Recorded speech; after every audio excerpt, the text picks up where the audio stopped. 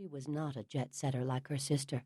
She did not frequent five-star hotels, fly first class, juggle playboys and polo players, or even own more than a single evening gown. She did not go to weddings of supermodels. Cass's last boyfriend had been a journalist, not a rock star. "Some people just can't help being late," Cass finally said, forcing a lightness into her tone that she did not feel. "It's a terrible habit," she added, and that much was true.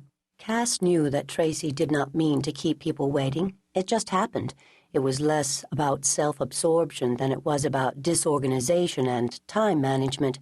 No one lived life the way her sister did.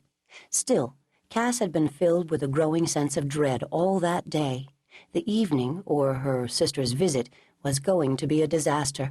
Cass had never felt more certain of anything, even if she could not pinpoint why. Cass just hoped the premonition of disaster didn't have to do with her filling in for Tracey. "She's so busy now with her new job," Alyssa said, her dark eyes lowered, her thick black lashes fanning out on her alabaster cheeks. She was the spitting image of her rock star father, Rick Tennant, who was currently on a world tour and somewhere in the Far East. Cass hoped that was so. Sotheby's seemed like the perfect job for her sister. She could mingle with the rich and famous, while her employers benefited from her celebrity status and her celebrity associations.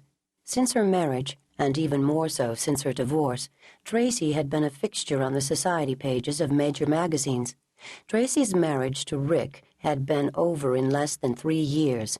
Cass regretted, for Alyssa's sake, that it hadn't lasted. But Alyssa was the best thing that had ever happened to her, and she loved her as if she were her own daughter. In fact, sometimes she forgot that if Tracey wanted to, she could saunter into their lives and whisk Alyssa away without even an explanation, which, of course, Cass prayed she would never do. "I hear a car," Alyssa cried, leaping up, her entire face brightening. Cass was flooded with relief. Alyssa ran to the window, her black hair swinging like a cape behind her, while Cass hugged herself, sighing, because she would not have to play hostess, and Alyssa would see her mother after what had become an interminable separation, from a little girl's point of view. "It's not her," Alyssa said, her tone flat.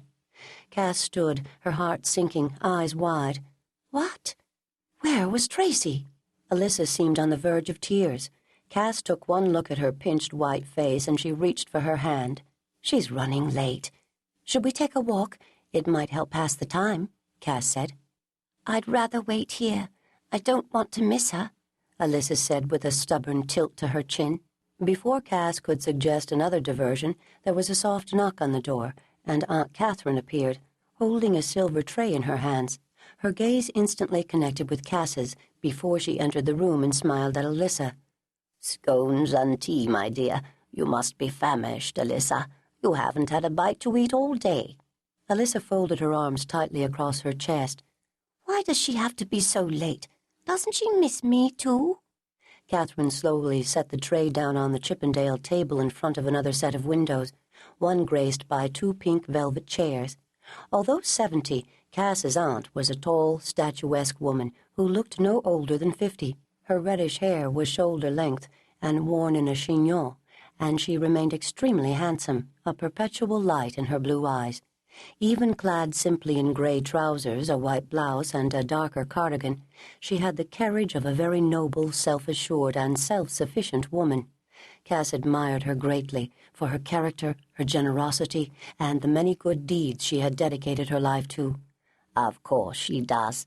Our guests will be arriving at 7, and knowing your mother, who needs a good hour or two to dress for this kind of event, she will have to arrive at any moment," Catherine said, smiling. Alyssa wandered over to the table and stared at the scones. She had been so excited that morning she had gotten sick after breakfast, and Cass had let her stay home from the exclusive all-girls school she attended. Cass went to her.